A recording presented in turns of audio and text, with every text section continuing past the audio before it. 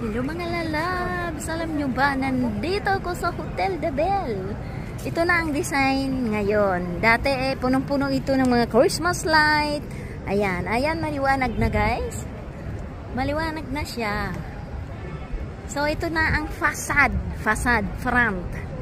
front ng Hotel de Belle. Yan ang design nila. So bali yan ay sa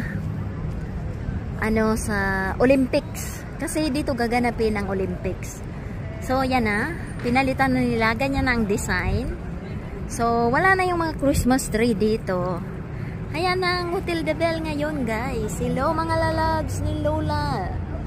Ipasyal na naman kayo ng Lola dito sa Paris na walang kapares. Ayan. So, wala nang mga Christmas tree. Wala nang mga bahay-bahay ng Christmas tree. Ayan.